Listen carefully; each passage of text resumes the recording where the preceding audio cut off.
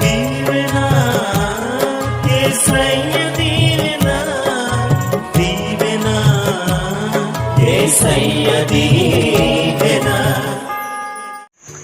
Praise the Lord. 2020 సంవత్సరం December నెల 2వ తారీఖు.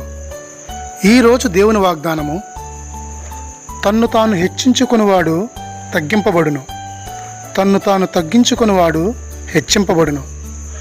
మత్తయి సువార్త 23వ అధ్యాయము 12వ వచనం. సృష్టికర్త కరుణామయుడు అయిన యేసయ్యకే వందనాలు స్తోత్రములను చెల్లిస్తూ, దేవుని యందు ప్రియులారా, మన రక్షకుడు పోషకుడు అయిన యేసయ్య తగ్గింపుతనానికి మనందరికీ మాదిరి అయి ఉన్నారు. దేవాది దేవుడును ప్రభువులకు ప్రభువునని తాను ఎరిగియున్నను తన శిష్యుల పాదములు కడిగినంత తగ్గింపుతనము కలిగేవారు మన యేసయ్య. ప్రతి సమయమందును కెరూబులతోనూ శరాపులతోనూ పరిశుద్ధుడు పరిశుద్ధుడు అని కొనియాడబడుచున్న మన యేసయ్య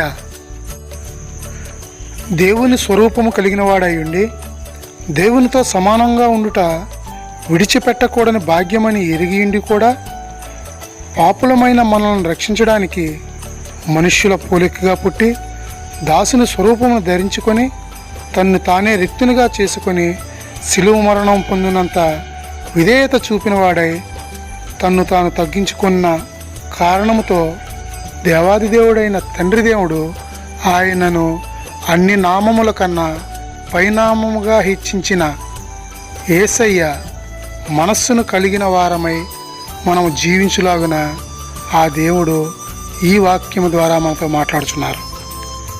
మనము తగ్గించుకొని జీవించిన ఎడల మనలను హెచ్చించడానికి ఇష్టమైన మనస్సు కలిగిన దేవాది దేవుడు ఇచ్చుచున్న ఈ వాగ్దానము మనందరి పట్ల నెరవేరునుగాక. ఆమేన్.